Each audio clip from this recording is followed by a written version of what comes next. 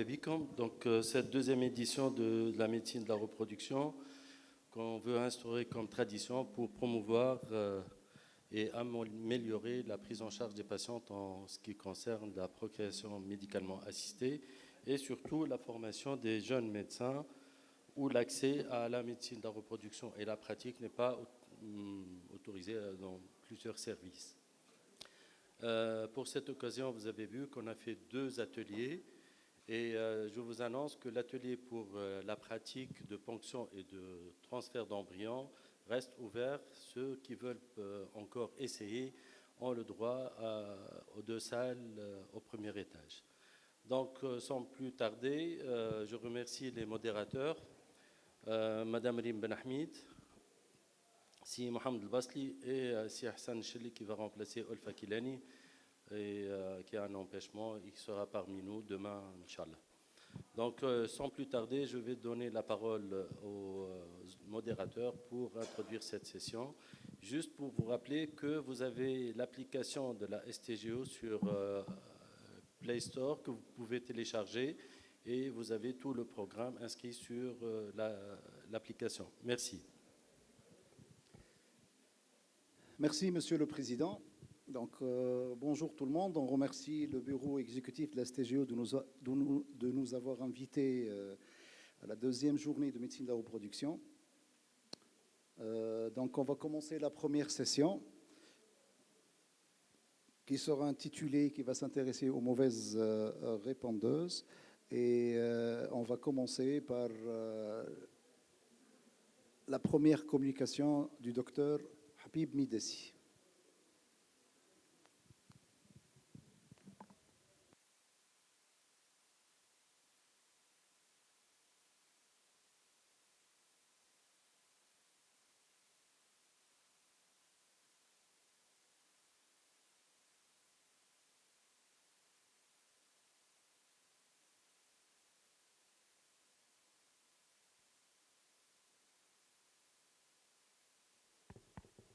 Merci, Monsieur le Président.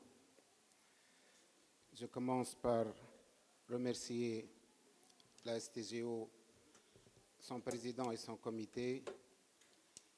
Et je vais commencer par une suggestion, parce que je ne rate pas les occasions. J'avais proposé avant que la STGO soit appelée STGOR, R pour Reproductive Medicine, parce que nous avons à le mettre dans les institutions internationales pour voir que nous nous occupons aussi de la reproduction. C'est facile d'ajouter une lettre, ça valorise le sens de la médecine reproductive qu'on est en train d'étudier comme maintenant. Donc je vais parler des mauvaises répondeuses en FIV, les nouvelles classifications. Les nouvelles classifications, je commence juste après la pause café. En café, je vais vous fournir un café fraîchement moulu qui est le premier congrès Poséidon. Je vais dire Poséidon parce que, au lieu de dire Poséidon, parce que le fait de le répéter, j'ai trouvé des difficultés à le dire en anglais. Donc je vais dire Poséidon. C'est le premier congrès qui s'est tenu à Lisbonne, au Portugal, et qui traite des mauvaises répondeuses, mais sous un nouveau concept, le concept de low prognosis. On ne parle plus pour eux, pour le groupe Poséidon, on ne parle pas de mauvaises répondeuses, mais on parle de mauvais pronostics. J'ai eu l'honneur d'être intégré pour le groupe Poséidon dans le comité scientifique international. J'ai eu l'honneur de présenter là-bas et de présider une séance. Et nous avons eu l'honneur d'avoir la collaboration de la Société tunisienne de gynécologie. Ça, c'est ce qui a été affiché pendant le congrès.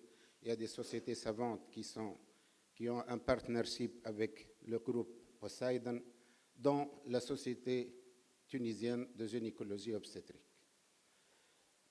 Pour parler des mauvaises répondeuses, je vais commencer par parler du groupe Poséidon.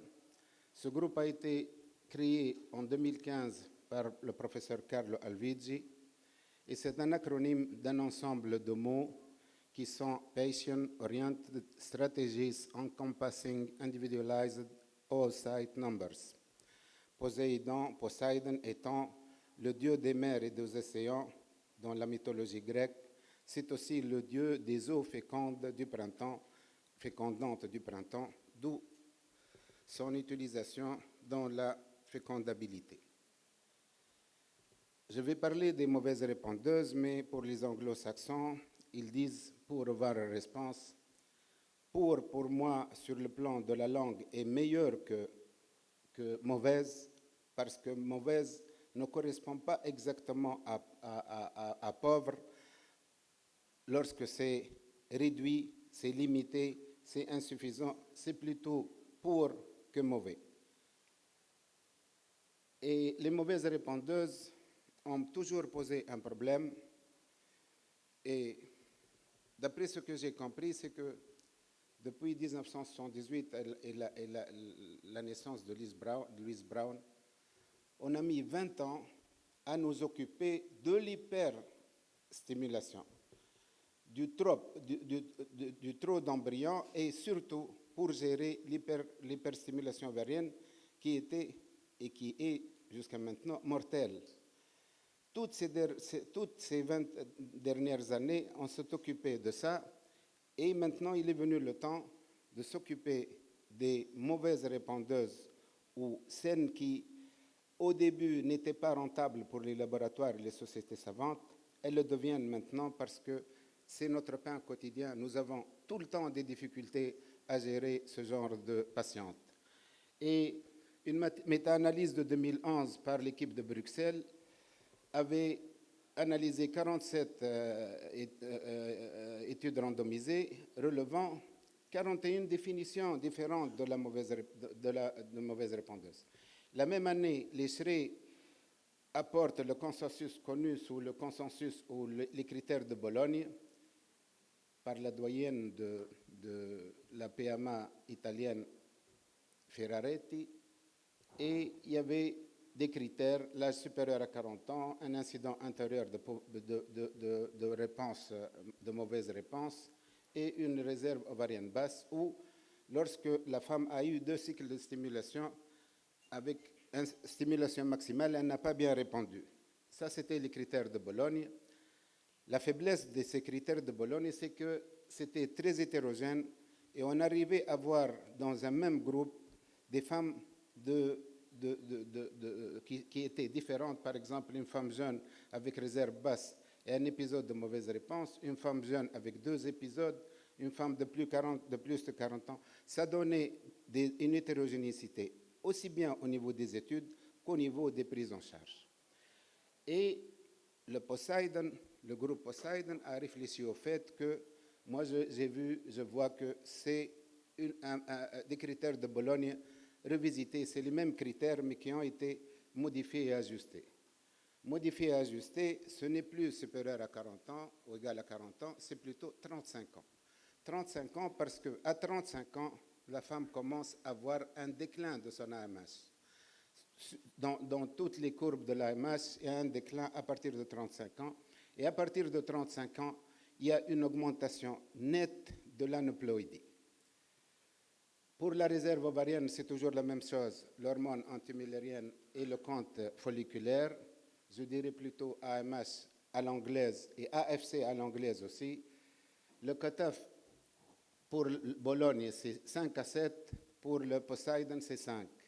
Et le cutoff pour l'AMH, pour Bologne, c'est 0,5 à 1,1. Et pour le Poseidon, ils ont fait des études statistiques et la valeur a été corrigée parce que maintenant on utilise des automates pour faire l'AMH et la valeur de sensibilité de l'AMH, le cutoff est de 1,2. Le groupe Poseidon a ajouté 2 nouveaux critères. C'est la notion de réponse inattendue lorsqu'on ponctionne moins de 4 ovocytes ou la réponse suboptimale entre 4 et 9 ovocytes. L'esprit Poseidon, comme disait Carlo Alvigi, il m'a dit, lorsqu'on a fait la classification, on l'a fait pour faire des stratégies et pour avoir un objet, des notes pour le médecin qu'il peut consulter tous les jours pour ajuster son diagnostic et son traitement. Ils se sont orientés, tout le groupe Poseidon s'est orienté vers le pronostic. Ce n'est pas le fait qu'elle réponde mal. Si elle répond mal et elle a un enfant, la partie est gagnée. Mais si elle répond mal et elle n'a pas de naissance vivante, la partie n'est pas gagnée. Et tout est recentré sur le pronostic. Mauvaise répondeuse va être changée par mauvais pronostic. Avec les 4 piliers, l'âge, la réserve ovarienne et la réponse antérieure, on arrive à 4 groupes Poséidon. Je vous dirais qu'il y a 5 groupes Poséidon, 4 pour les mauvaises répondeuses. Et le groupe 5, ça va être les non-Poséidons, parce que lorsque vous explorez, vous allez avoir des femmes qui ne vont pas faire partie de ces 4 groupes. Le groupe 5 va être les femmes normo-répondeuses ou hyper-répondeuses qui vont être le comparatif aux 4 autres groupes. Ça, c'est le premier schéma qui est sorti pour les 4 groupes. Je vais retrouver la même chose. On retrouve la même chose ici avec le groupe 1, le groupe 2, 3 et 4. Le groupe 1 et 3 pour des femmes jeunes inférieures à 35 ans. Le 2 et 4 supérieurs à 35 ans. Les groupes 1 et 2, c'est une réserve ovarienne normale. Je dirais plutôt adéquate, suffisante, mais c'est loin d'être normal. Il n'y a pas d'AMS normal. Il y a soit une AMS, une hormone mullérienne, elle est soit optimale, soit suffisante, soit insuffisante. Bien sûr, l'âge va interférer parce que l'âge jeune donne de meilleurs résultats en matière de ploïdie embryonnaire. Ça, c'est les groupes. Dans la dernière version, c'est les mêmes classifications. Et ces groupes-là, le groupe Poseidon a étudié la proportion des mauvaises répondeuses dans la population clinique pour les femmes qui consultent au Brésil, en Turquie et au Vietnam. Et on s'est rendu compte que 50% des femmes étaient Poseidon et 50% étaient normaux ou hyper-répondeuses. 50%, c'est beaucoup. Et le groupe Poseidon a introduit le FOI, le Follicle to Oocyte Index, au lieu du FORT. Le FORT, c'est la comparaison entre les follicules en préovulatoire et les follicules en début de stimulation. On compare le nombre de follicules en début de stimulation et lorsque la femme va ovuler. Le FOI, c'est on compare le nombre de follicules et le nombre d'ovocytes. Ce n'est plus les follicules. Et ça, c'est beaucoup plus centré sur le pronostic. Il y a les feuilles normaux supérieurs à 50% et les feuilles anormaux inférieurs à 50%. Mais je vous dirais, ils ont dit, les auteurs ont dit qu'ils ont choisi le chiffre de 50% de façon arbitraire et qu'il faudrait valider ce chiffre. Ça pourrait être 50, ça pourrait être plus. Ce chiffre est purement arbitraire. Et ce feuille, cet index qui passe du follicule à l'ovocyte, il est abaissé dans tous les groupes Poséidon. Bien sûr, il peut être abaissé même dans le groupe 5, qui est le groupe non Poséidon, parce qu'il y a des femmes qui ont beaucoup de follicules et qui ont un nombre réduit par rapport au nombre d'ovocytes réduit. Le groupe Poséidon a commencé, en voyant ça, à élucider il y a des causes qui sont méconnues, inconnues, mais il y a des causes qui commencent à jaillir comme ça en analysant le feuille. Par exemple, on a commencé avec des doses basses de gonadotrophine. Il y a le problème génétique et environnemental, surtout le polymorphisme des récepteurs de la FSH ou de la LH, l'asynchronisme de développement des follicules ou un problème technique, que ce soit au niveau des déclenchements ou au niveau des étapes de la fécondation in vitro. pour avoir de l'efficacité et pour arriver à une naissance, il faut avoir le bon nombre d'embryons. Il a été démontré que pour tous les groupes Poseidon, les 4 groupes, le nombre d'embryons est diminué par rapport aux normaux ou hyper-répondeuses. Ceci va interférer, va se répercuter sur le nombre cumulatif des naissances vivantes. Le nombre de naissances vivantes étant le nombre d'accouchements avec une naissance vivante par cycle initié. Vous initiez un cycle, vous obtenez une dizaine, par exemple, d'embryons, vous les placez en frais et en congelé, vous allez comptabiliser combien vous allez avoir de naissances vivantes.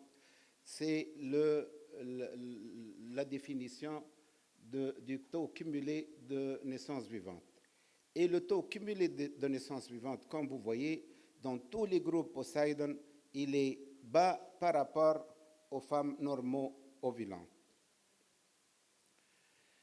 Donc, la classification Poseidon, pour ces auteurs, et ça c'est mon opinion, ça a été un game changer.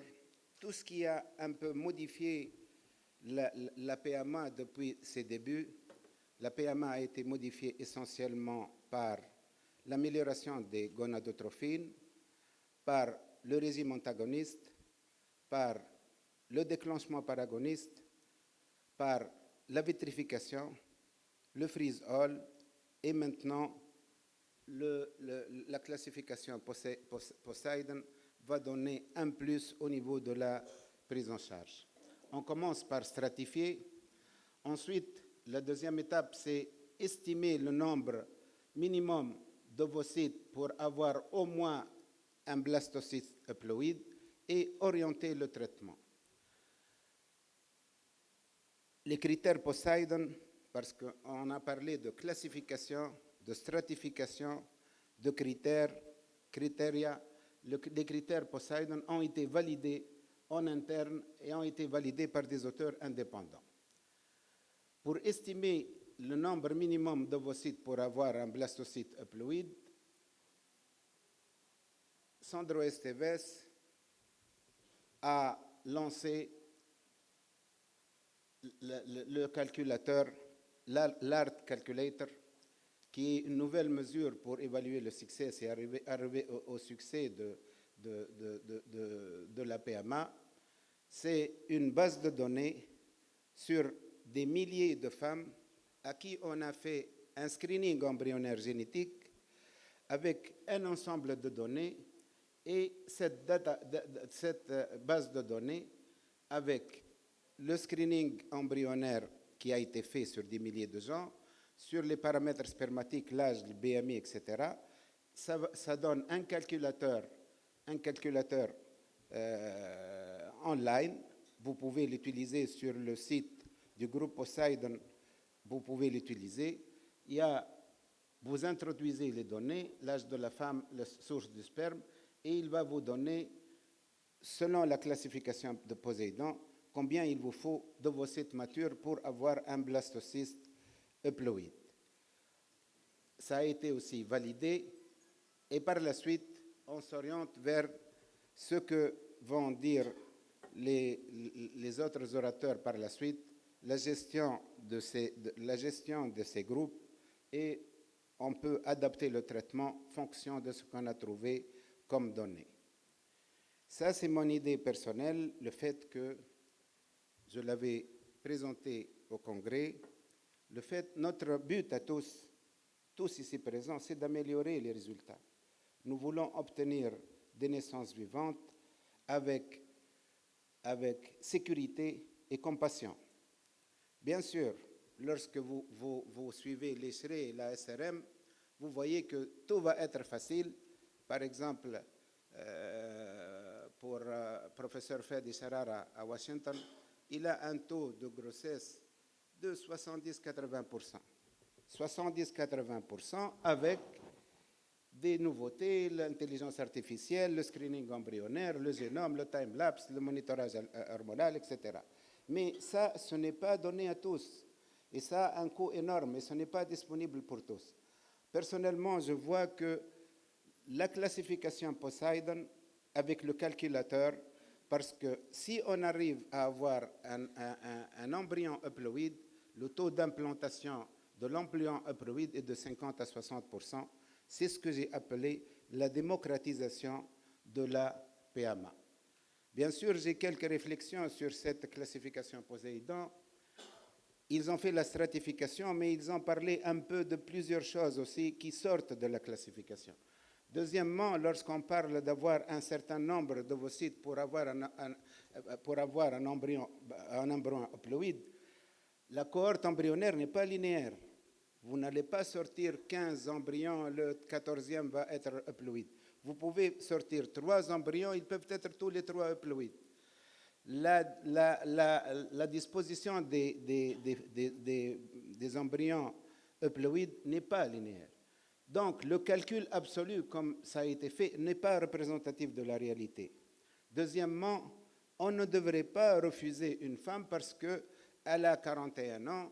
Vous lui dites, pour avoir un embryon, pour avoir un blastocyste haploïde, il vous faut 15 ovocytes. Elle ne pourra pas avoir 15 ovocytes. Moi, je pense que toutes ces classifications, c'est pour moduler, pour traiter au mieux.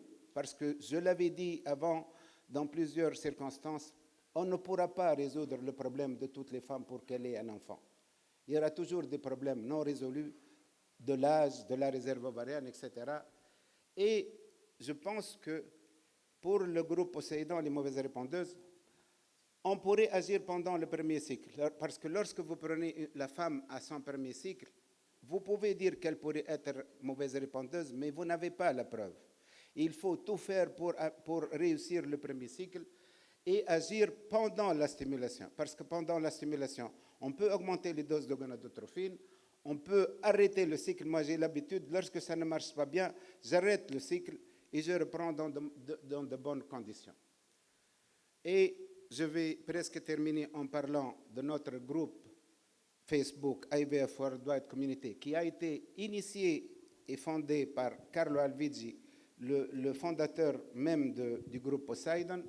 Je suis cofondateur avec Chloé Xilinas, sa directrice de communication et d'organisation, et le Medical Education Academy, qui est un organisme indépendant, un organisme de validation et d'accréditation.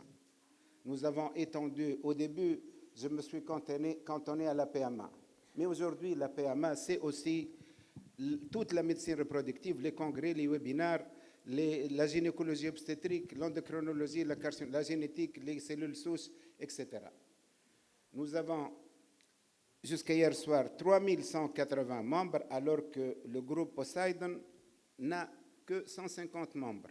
Ce n'est pas pour nous vanter, mais on peut évoluer comme ça dans la fraternité et dans la science en disant que nous avons 3180 membres et 40 nationalités. 40 nationalités, j'ai eu l'assurance des organisateurs Poséidon qu'ils vont faire 2 choses. Premièrement, ils vont, sous ma demande, ils vont avoir des représentants de chaque pays et j'ai proposé 4 ou 5 représentants pour le groupe Poséidon, 4-5 représentants tunisiens. On va essayer de le faire pour chaque pays parce que nous faire une étude à Bruxelles sur des femmes européennes, ce n'est pas la même chose que les femmes que nous sommes en train de traiter, ni sur le plan de la réserve ovarienne, ni sur le plan des difficultés ou des génétiques. Ils m'ont promis de nous autoriser une session Poséidon, soit dans nos congrès, soit une session toute seule en Tunisie. S'ils arrivent, et je vais les faire arriver, je pourrais dire que Poséidon, c'est le dieu des mers. Nous avons une reine aussi, la reine Didon ou Daïdo, la reine de Carthage.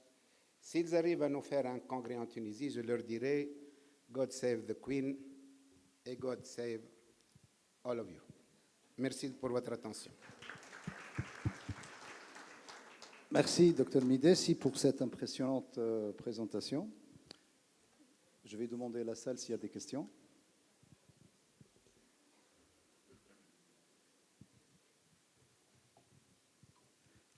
Bon, Bon, je vais juste faire une petite réflexion et non pas une question. C'est bon, les quatre groupes de Poseidon qui ont été annoncés. J'ai quand même un petit reproche sur le groupe 1, qui me paraît un groupe de femmes qui se rapproche beaucoup des normorépondeuses. C'est des femmes qui sont jeunes, moins de 35 ans. C'est des femmes qui ont une AMH qui est supérieure au cut-off, donc elle est supérieure à 1,2. Et c'est des femmes dont le compte des follicules en trop a été jugé supérieur à 5. Donc, d'ailleurs, c'est pour cette raison que ce pool de femmes en matière de taux de grossesse, à terme, ils n'étaient pas très loin des non-Poseidon, 48 versus 51 ou 52%.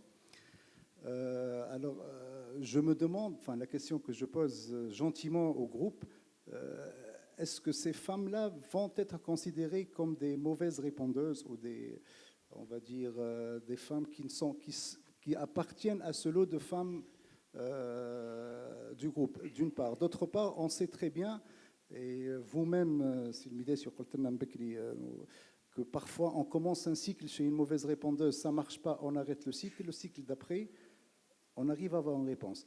Et ceci nous amène tout simplement à dire que le recrutement folliculaire en début de cycle entre J5 et J6, il n'est pas constant chez les femmes d'une façon régulière tous les mois. Donc on peut avoir chez ces femmes de groupe 1, un cycle 5-6 follicules par ovaire. Le cycle d'après, on a une dizaine. Le cycle d'après, on a 3 ou 4 follicules uniquement. Donc, est-ce que vraiment ces femmes du groupe 1 appartiennent bien à des femmes du groupe Poseidon, ou alors ils se rapprochent plus du groupe des femmes normorépondeuses?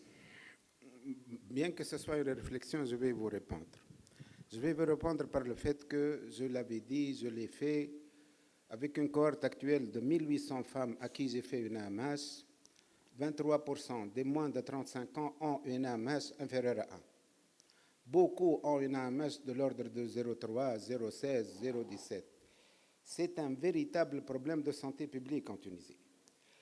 Les auteurs, comme Carlo Alvigi, voient qu'ils sont d'accord pour dire que l'AMH en elle-même, lorsqu'elle est très basse, l'AMH, lorsqu'elle est basse, c'est déjà, ça pourrait prédire ou s'intégrer dans un système qui va donner une mauvaise répondeuse. La preuve, pour ce groupe 1 qui, à la limite de la normale, il y a la réponse inattendue. Inattendue pour ce genre de femme, si elle a une AMH par exemple à 3 et elle vous fait 3 ovocytes, c'est que c'est inattendu. Mais il y a eu un docteur Yarali, le turc, professeur Yarali, qui a fait une étude sur les variations du cycle et de la réponse chez la même personne. Vous pouvez avoir une variation comme ça et la femme va répondre différemment sur 3 à 4 cycles, elle va sans qu'elle soit mauvaise répondeuse. Il y aura des changements. Il y aura des changements parce qu'ils vont être obligés de mettre à niveau toutes ces données. Ils ont mis 7 ans pour faire sortir ça. Et lorsque j'ai posé la question à Carlo Alvigi, il m'a dit on a 5 à 6 points à ajuster. On ne peut pas le faire tout de suite parce que le processus vient d'être connu. Ça risque d'embrouiller un peu les gens. Donc on va attendre la fin de cette année pour un peu relancer ce que vous êtes en train de dire pour le groupe 1 et les autres groupes. Je vous remercie. Donc s'il n'y a pas d'autres questions, on va passer à la deuxième communication. Stratégie thérapeutique avec le docteur Braham.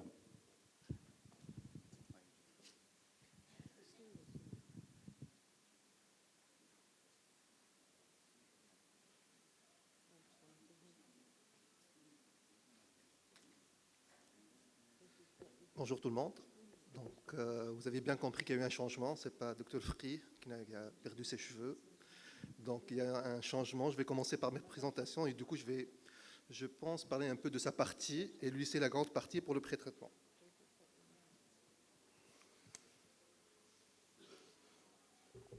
Alors, quelle prise en charge pour les patientes mauvaises répondeuses ou supposées être mauvaises répondeuses?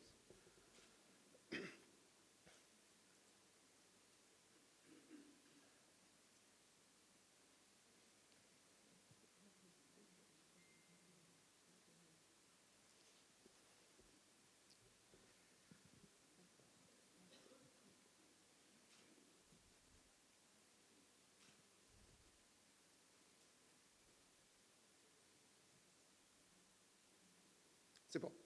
Alors, quelle approche thérapeutique? Je pense qu'on pourrait résumer toute la présentation en un seul mot et en une seule plaque. L'approche thérapeutique, c'est de faire du chiffre. Ce qu'on voudrait faire avec les mauvaises répondeurs, c'est extirper le maximum d'ovocytes. Donc, il faut trouver des solutions, je dirais même des magouilles, pour pouvoir extirper, avoir le maximum d'ovocytes chez des patients qui n'en ont pas beaucoup. Et le nombre d'ovocytes, ça a été démontré, c'est très déterminant pour le taux de grossesse et le taux de naissance vivante en cumulé, qui est l'endpoint le plus important actuellement en AMP. Et quel que soit l'âge de la patiente, avec l'augmentation du nombre des ovocytes recueillis, on augmente les chances d'avoir des grossesses en cumulé, ça veut dire en répétitif.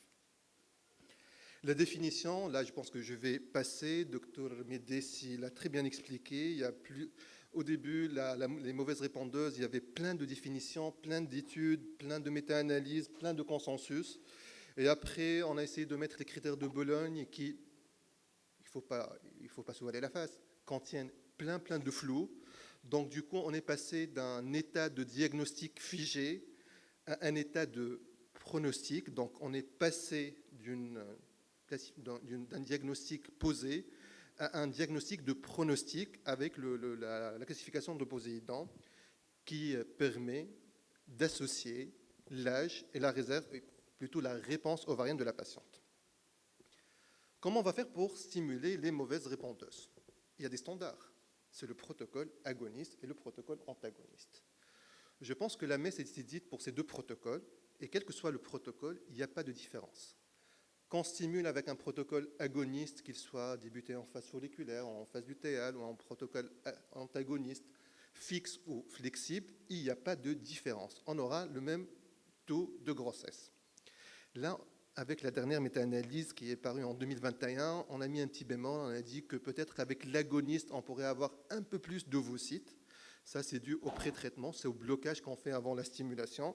Mais là aussi, ils tempèrent un peu les ardeurs et disent que même si ces résultats ont été décrits dans la méta-analyse, il faut les prendre avec précaution et ne pas considérer le protocole agoniste supérieur au protocole antagoniste pour les mauvaises répondeuses. Donc, si les standards ne marchent pas, il faut trouver d'autres solutions. Il faut regarder loin, trouver d'autres horizons et trouver de nouvelles stimulations. Si je vous pose la question, comment on va faire pour améliorer le rendement d'une stimulation ovarienne? Je pense que vous me répondrez, on va essayer de booster la stimulation, essayer d'avoir le maximum d'ovocytes de ce que la patiente pourrait donner, ou sinon on peut essayer de travailler en amont et d'améliorer le recrutement folliculaire en quantité et en qualité. Sinon, si on n'arrive pas, on va se laisser guider par Dame Nature et on va accepter ce que la patiente nous donne. Allez, on va étayer ces trois solutions une par une. Comment on va faire pour booster la stimulation ovarienne? Dans le groupe 1 et 2, ce sont deux groupes supposés avoir une bonne réserve ovarienne. On a soit des patientes qui répondent mal, c'est-à-dire qui ont moins que 4 CCO à la ponction, soit des patientes qui répondent ni mal ni bien, donc c'est une réponse suboptimale, qui ont entre 4 et 9. Chez ces patientes dont la réserve est supposée être normale, mais dans le recrutement, en tout cas à la ponction, on n'a pas beaucoup d'ovocytes, nous a poussé à définir un autre paramètre qui est très intéressant, qui était aussi expliqué par Dr Medessi, qui est le follicle to oocyte index.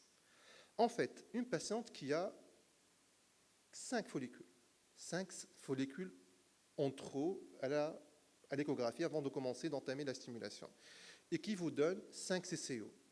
Ce n'est pas une bonne répondeuse, c'est une excellente répondeuse. Alors qu'une patiente qui a 15 follicules en trop et qui vous en donne que 5 CCO par la suite, c'est une mauvaise répondeuse. Donc ça nous a permis de faire un calcul, un ratio, une fraction entre le nombre de follicules qu'on voit au début de la stimulation et le nombre de CCO qu'on recueille vers la fin, et d'émettre des pronostics par rapport à ça, et ça marche. Quand la réponse est obtenue, est inférieure à ce que nous attendions auparavant. Ça veut dire qu'on a une réponse obtenue inférieure à la réponse attendue. Il y a eu plusieurs explications, et le Dr Alvigi a expliqué dans Frontiers en 2018 plusieurs physiopathologies pour ça. Il a dit que si on a un foie inférieur à 50, ça se peut qu'on n'a pas utilisé des doses importantes de gonadotrophine, donc on n'a pas bien boosté la stimulation. Peut-être que la patiente a des problèmes génétiques qu'on ne connaît pas, ou des problèmes épigénétiques et environnementaux sur lesquels on ne pourrait pas agir. Peut-être qu'il y avait un asynchronisme entre la taille des follicules, et du coup, il y a des follicules qui ont augmenté très vite alors que les autres sont restés petits. Et ça, on va agir sur ça avec le pré-traitement. Sinon, peut-être qu'on n'a pas bien déclenché l'ovulation, on n'a pas bien monitoré. La mauvaise réponse des patientes à la stimulation pourrait être expliquée par un polymorphisme au niveau des récepteurs à la FSH. Et je ne vous cache pas, il y a des nouveaux travaux qui sont aussi très intéressants. Il y a même un polymorphisme pour les récepteurs à la LH. En fait, au niveau des récepteurs à la FSH, il y a deux chaînes peptidiques, avec deux acides aminés, soit la paragénine, soit la sérine. Si on a deux asparagénines, c'est le truc le plus commun, le plus sauvage. On voit ici qu'on aura besoin de moins d'ampoules pour avoir la même réponse en termes de nombre d'ovocytes. Alors qu'on n'a que des sérines, on aura besoin de plus d'ampoules et on a besoin de vraiment allonger la stimulation ovarienne pour avoir le même nombre de CCO. Donc les patientes avec un polymorphisme en FSH nécessitent plus de FSH pour avoir une meilleure stimulation. Donc on peut, et ceci explique aussi les réponses suboptimales en siloposéidant. Le rajout de la LH, bien évidemment, dans les méta-analyses, il faut rajouter de la LH pour les patientes supposées être hyporépondeuses et pour les patientes dont l'âge est entre 36 et 39 ans. D'ailleurs, Eschré a sorti ses recommandations. Elle a dit oui, on peut donner, mais il ne faut pas aller au-delà de 300 unités. Donc, quand vous stimulez vos patientes, on ne peut pas aller au-delà de 4 ampoules. Je ne vous cache pas que dans la pratique courante, on peut aller jusqu'à 5 ampoules, mais jamais au-delà. Donc, 4 ampoules ou 5 ampoules, grand max, pour essayer de booster la stimulation ovarienne. Autre solution, essayer d'améliorer la quantité et la qualité de recrutement. Essayer d'avoir un peu plus de follicules en trop, comme le Dr Basli a posé la question tout à l'heure, au début de la stimulation. Comment on va faire pour avoir plus d'ovocytes ? On va agir en amont. Dans la folliculogénèse, il y a une partie qui est FSH indépendante dans la folliculogénèse, et il y a une partie qui est FSH indépendante sur laquelle on agit par la stimulation ovarienne. En fait, le pré-traitement va agir sur la partie avant la stimulation ovarienne. Le pré-traitement pourrait augmenter le recrutement folliculaire, pourrait améliorer la qualité, et on pourrait aussi agir sur la transition lutéo-folliculaire pour essayer d'homogénéiser la cohorte et avoir des follicules de taille similaire avant d'entamer la stimulation. Cette partie sera abordée certainement par Dr Lefry, mais juste pour vous dire quelques notions, on s'est basé sur le syndrome des ovaires polykystiques, là où il y a plein de follicules qui ont exactement la même taille au début de la stimulation. On s'est dit, pourquoi chez ces patientes-là, il y a ça ? Probablement parce qu'il y a une hyperandrogénie. Donc on s'était dit, pourquoi ne pas donner des androgènes, soit des androgènes de la testostérone ou des précurseurs de la testostérone qui est la DHEA, pour essayer d'extirper un maximum de follicules du pôle primordial, le mettre dans le pôle antral pour pouvoir stimuler et avoir un peu plus de follicules. Plein de méta-analyses. Je vais vous en donner les deux dernières. Celle de 2020, elle a montré que pour la testostérone, ça ne marche pas. Donner un pré-traitement par testostérone, ça n'améliore pas le taux de naissance vivante. 2022, là, ça marche. En 2022, ils disent que le traitement par pré-testostérone, donc 2022, ça vient de sortir, excusez-moi, je n'ai pas pu télécharger l'article, ils disent qu'avec la testostérone, on pourrait augmenter le nombre d'ovocytes recueillis, le taux de grossesse clinique et le taux de naissance vivante. Mais prenez ça avec parcimonie, parce que cependant, ces résultats doivent être interprétés with caution. Ça veut dire qu'il faut prendre en considération l'hétérogénéité des articles qui ont été pris en compte pour la méta-analyse. Et d'ailleurs, c'est ce que l'Eschré recommande en 2019. Il n'est pas recommandé, en tout cas pour le moment, d'utiliser la testostérone avant la stimulation ovarienne pour améliorer la réponse chez les mauvaises répondeuses. DHEA, en 2020, ça marche. Il y a une différence significative par rapport au placebo, mais avec des études très hétérogènes. 2022, ça ne marche pas. Donc, quand ils ont inclus d'autres études entre 2019 et 2021, ils ont trouvé que la DHEA n'augmente pas le taux de naissance vivante et le nombre d'ovocytes recueillis et le taux de grossesse clinique. Donc, finalement, on est dans un tourment où on n'arrive pas de trouver vraiment de l'evidence-based medicine avec une force très importante pour les androgènes. D'ailleurs, l'ESHRE aussi ne le recommande pas. Donc, finalement, les androgènes, peut-être, mais il faut trouver la dose et trouver la durée, quand est-ce que commencer la testostérone et avec quelle dose. DHEA aussi pourrait marcher, mais là aussi, il faut trouver la dose. Et on a besoin d'autres études randomisées. Bonne nouvelle, Polysos est en train de faire une étude randomisée en double aveugle pour la testostérone qui a été publiée dans Clinical Trial. C'est en cours, donc j'ai pu discuter avec lui. Il commence à avoir des résultats primaires attestant de l'efficacité de la testostérone en pré-traitement pour augmenter le nombre d'ovocytes recueillis, mais avec des effets indésirables assez importants. Donc, on attend la publication. On arrive à l'hormone de croissance, qu'on pourrait aussi utiliser en ayant en arrière-pensée le substratum physiologique qu'elle pourrait améliorer la stéroïdogénèse et la folliculogénèse, qu'elle pourrait augmenter la sensibilité folliculaire à la FSH, qu'il y a une corrélation établie entre le taux de l'hormone de croissance intrafolliculaire et le taux de GH dans le sang, et qu'on pourrait améliorer la qualité et la maturité ovocytaire. Sur la dernière méta-analyse, apparue en 2020, ça n'améliore pas le taux de grossesse clinique, ça améliore le nombre d'ovocytes recueillis, ça améliore le nombre d'embryons transférés, ça améliore le taux d'ostradiol le jour du déclenchement et ça diminue le nombre d'ampoules de FSH utilisées pendant la stimulation. Notre endpoint n'est pas là. Donc, on a plus de ovocytes, c'est génial, mais on n'a pas plus de grossesse. Et même là, dans la Cochrane, la Bible de la médecine, en 2021, ils disent qu'il pourrait, avec la GH, il pourrait avoir une augmentation du nombre d'ovocytes recueillis et du taux de grossesse chez les mauvaises répondeuses, mais l'effet sur les naissances vivantes est incertain. Est-ce qu'on pourrait l'utiliser? Oui. Est-ce que ça marche? Pas toujours. On arrive à la transition lutéo-folliculaire avec les tentatives d'homogénéiser le cohorte avant d'entamer une stimulation ovarienne. Et là, en tout cas, l'ESHRE a dit qu'il ne faut pas utiliser la pilule. Il y a plein de méta-analyses qui démontrent que l'utilisation de la pilule en pré-stimulation diminue le taux de grossesse. Et même les oestrogènes, on pourrait les utiliser pour planifier, programmer nos stimulations ovariennes, mais en tout cas, ça n'améliore pas le taux de grossesse chez les mauvaises répondeuses. Est-ce qu'on a d'autres solutions? Est-ce qu'on pourrait combiner un gain en nombre d'ovocytes dans un temps restreint? Est-ce qu'il y a des solutions pour ça? Vous voyez où je veux vous emmener, c'est la double stimulation. En fait, le dogme auparavant, on pensait qu'il y avait une seule vague folliculaire pendant le cycle menstruel. Et après, on s'est rendu compte que chez 60% des patientes, on a 3 vagues folliculaires, une en début de phase folliculaire, une en fin de phase folliculaire et une en phase lutéale. Et chez à peu près le reste des patientes, il y a au moins 2 vagues folliculaires. Donc du coup, on pourrait stimuler les ovaires à n'importe quel jour du cycle. Et on n'est plus dans l'obligation d'attendre J1 pour commencer la stimulation. Et c'est de là que sortit le concept de la double stimulation, c'est de combiner une stimulation en phase folliculaire et l'associer en phase lutéale.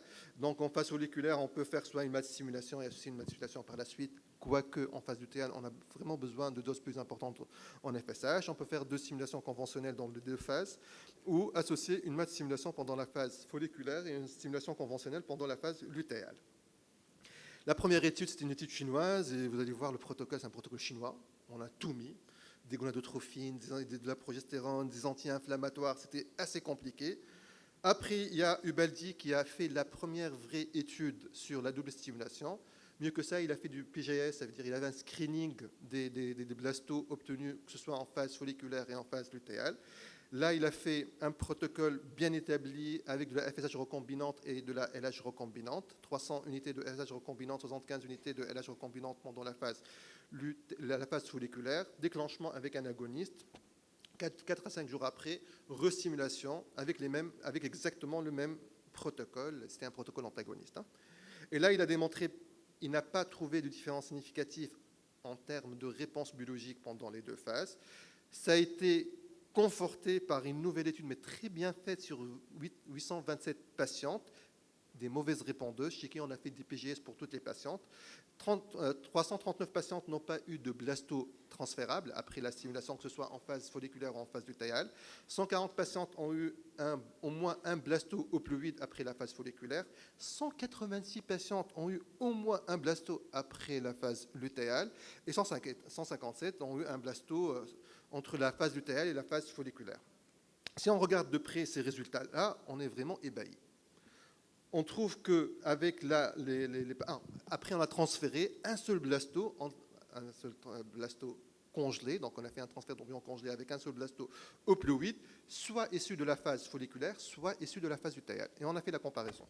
Et là, on a trouvé que le nombre de métaphase 2 pour la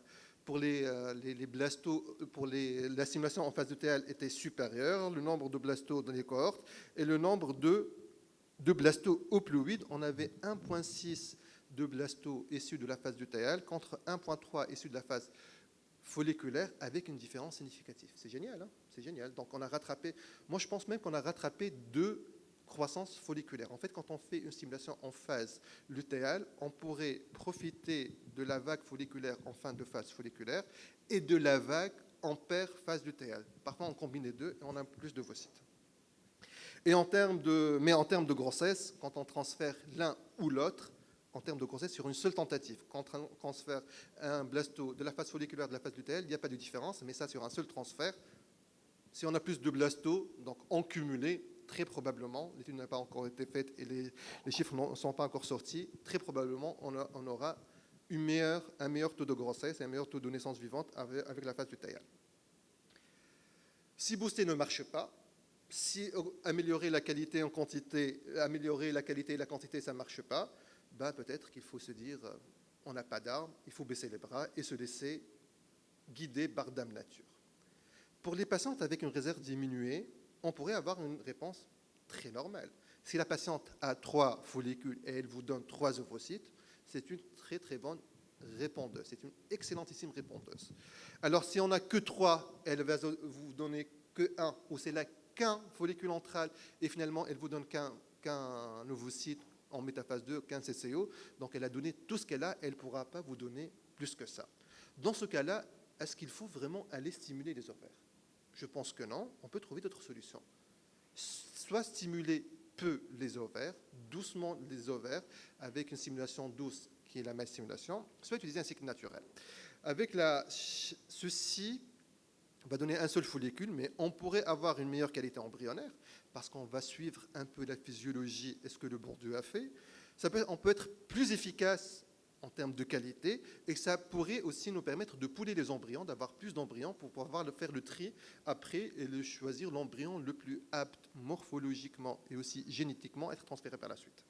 Donc, une meilleure qualité ovocytaire, ça suppose qu'on a une meilleure qualité embryonnaire, c'est une stimulation plus douce, plus physiologique.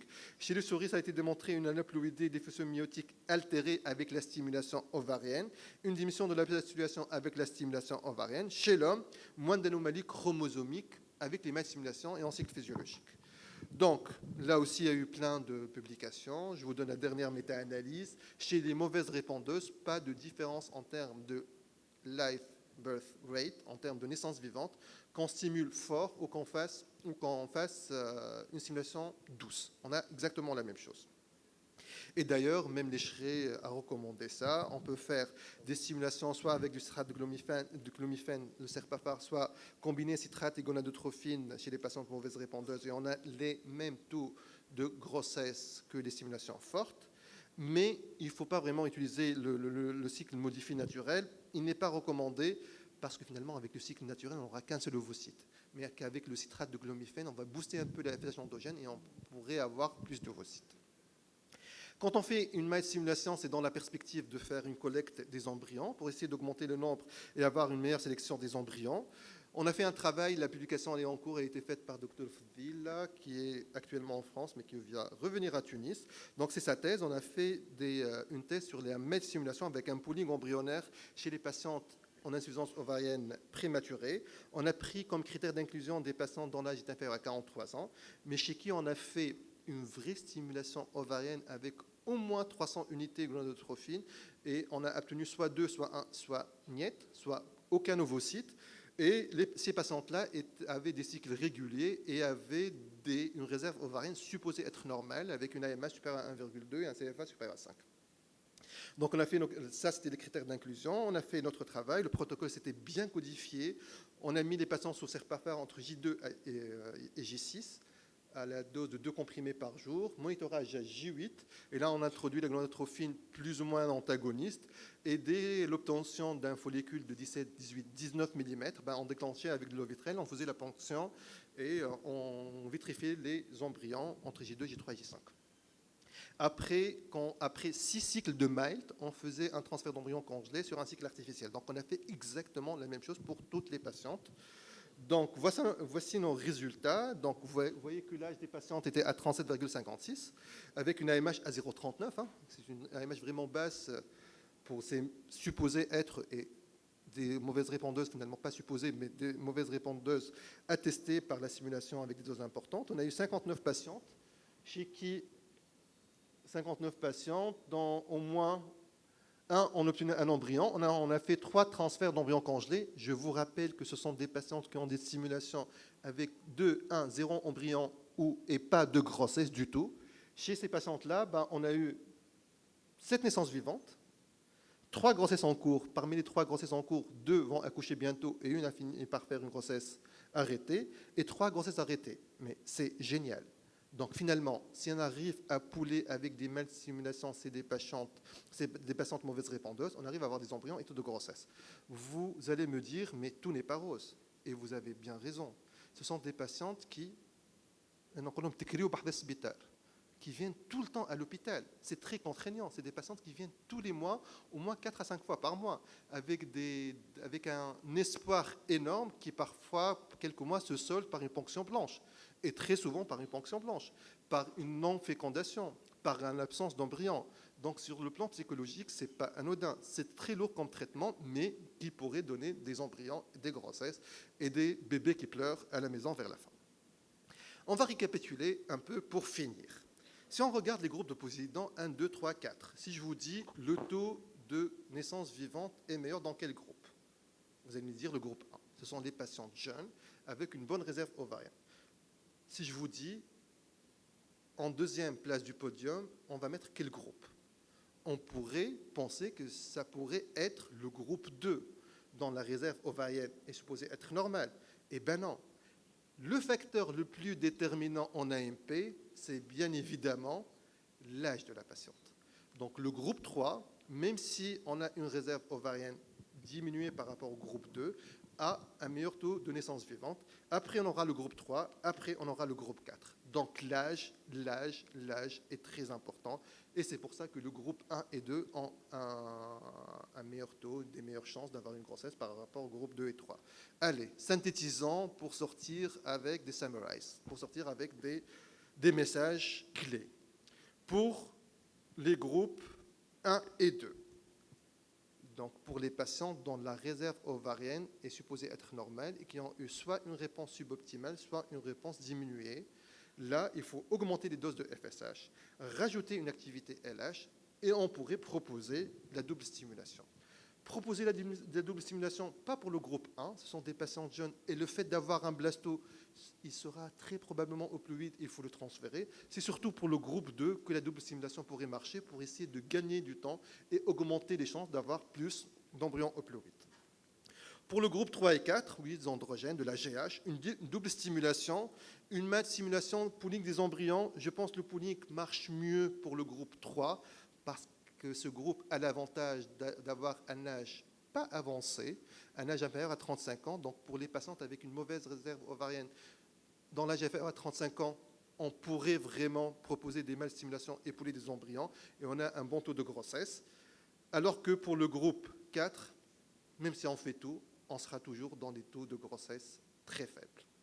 Donc finalement, il n'y a pas un traitement miracle pour toutes les patientes. Il faut essayer de personnaliser le traitement pour chaque patiente, parce que chaque patiente a son histoire et son vécu, et je vous remercie.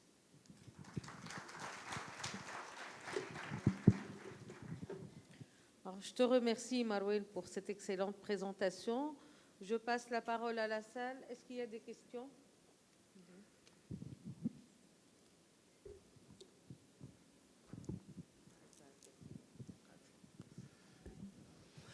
Merci Marvin pour ton excellent exposé. Je voulais depuis 1 an ou 2 ans te poser la question sur cette notion de 3 vagues constatées au cours d'un cycle menstruel de la femme. Une première vague à la phase folliculaire débutante, la deuxième en fin de la phase folliculaire et la troisième au milieu de la phase lutéale. Quelle est l'explication physiologique? D'où viennent ces vagues? C'est votre question? Alors, je vous remercie pour cette question parce que, en fait, la croissance folliculaire, ce n'est pas un phénomène cyclique, hein. C'est un phénomène continu. Tous les jours, on a des follicules qui augmentent, qui commencent à sortir du pool des follicules primordiaux pour se jeter dans le pool des follicules primaires. Peut-être qu'il y a tous les jours ça, mais une certaine condensation des follicules qui se ressemblent soit en début de phase folliculaire, soit 10 jours après en fin de phase folliculaire, soit en phase lutéale.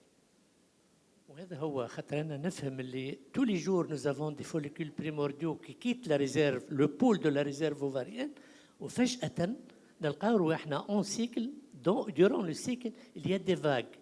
Donc ça peut s'expliquer par une condensation d'un certain nombre de follicules en fonction de la longueur du cycle. Exactement. هذا من ناحية أخرى. J'ai remarqué concernant la thèse que tu nous as présentée, le titre était des patientes qui avaient une insuffisance ovarienne prématurée. بالنسبة لي أنا, une insuffisance ovarienne prématurée veut dire que ce sont des patientes qui sont en aménorrhée secondaire, qui n'ont plus de cycle et dont le bilan hormonal à la biochimie, nous trouvons un taux d'AMH effondré, voire indétectable, et avec un taux de FSH supérieur ou égal à 25 UI par millilitre. Vous avez raison, et on a, en tout cas pour la publication, on a changé le titre, et même le titre en anglais, on l'a changé, c'est des diminished ovarian reserve. Vous avez raison pour la terminologie. Quand on a des problèmes comme ça, on a la première flèche, ce sont les insuffisances ovariennes prématurées, نقطة, هذه فئة ما نجموش نقارنوها avec ce qu'on appelle les mauvaises répondeuses, avec les 4 groupes اللي قريناهم من بكري وعاودناهم اليوم. C'est 2 patientes différentes. Vous avez parfaitement raison. هذاك هو بارك الله فيك هكاك رتحتني. Bonjour. Je voulais juste revenir sur un engouement qui a été très utilisé chez les mauvaises répondeuses, c'est le PRP. Qu'est-ce qu'il en est actuellement? Ah là là là. C'est la grande question. Alors, PRP, ça marche. Alors, peut-être que je vais être un peu cassant. Ça marche pour les rides. Ça pourrait marcher pour la calvitie, apparemment, mais je n'en ai pas utilisé et ça ne marche pas pour moi. Mais est-ce que ça marche? Ça marche en rhumato, ça marche en orthopédie. Moi, je fais ça pour un peu. Oui. Mais est-ce que ça marche pour les ovaires? Il n'y a aucun article dans une revue scientifique de qualité qui parle du PRP. Alors, on pourrait avoir des réponses. Certes, on pourrait avoir des réponses. Mais vous savez, quand on fait une étude, quand on fait des comparaisons, ça ne veut pas dire que le groupe dont la statistique était inférieure n'a pas marché. Ça veut dire qu'il y a eu des réponses et des grossesses dans le groupe qui est statistiquement indifférent. Moi, j'explique. Moi, j'ai eu plein de discussions avec Dr Khrouf pour le PRP. Je pense que ce n'est pas le PRP en soi, c'est le fait de rajouter un truc mécanique au niveau des ovaires, d'aller ponctionner, d'aller farfouiller les ovaires, d'aller chatouiller des ovocytes dormants et de les ramener, excusez-moi, et de les booster pour avoir une grossesse. Mais moi, j'en fais pas. Est-ce que j'en ferai un jour? Je ne sais pas. Mais si on veut être vraiment très pragmatique et très evidence-based médecine, le 17 septembre 2022, ça ne marche pas. D'autres questions?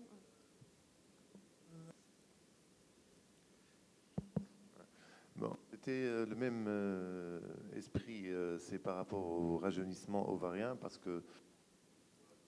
Alors, le rajeunissement, c'est une autre entité. D'accord.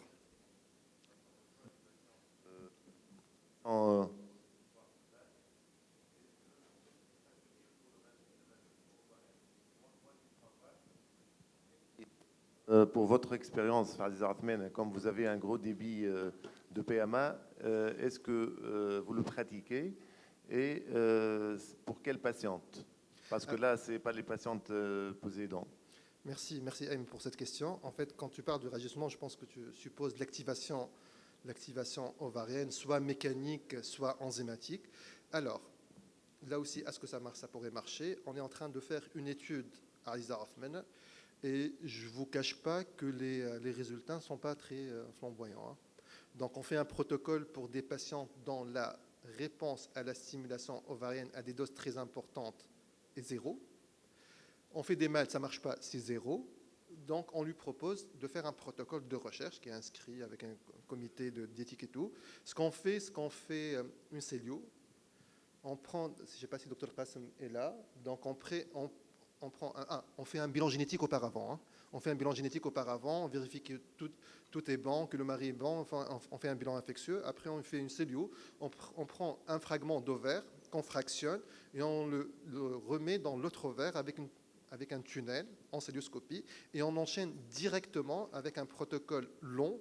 Pourquoi long? Parce que ce sont des patientes qui sont avec une réserve ovarienne diminuée et même en insuffisance ovarienne prématurée, dans la FSH et LH de base très élevée. Donc, on leur fait un protocole agoniste lent avec 10 à 15 jours d'agoniste et on commence la stimulation.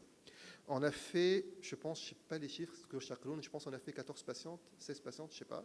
On a eu 2 fois des ovocytes et pas d'embryon. Et vous le faites j'explique aux patientes que c'est fait dans un cadre de recherche. Donc, il y a un consentement assigné et tout. La limite d'âge, c'est la limite d'âge. Jusqu'à 40 ans. 40. Ouais. Mais c'est un protocole de recherche. Et pour le moment, on n'a pas eu d'embryon. Vous adressez des patientes pour Pour les acteurs dans l'étude, merci beaucoup. Ouais.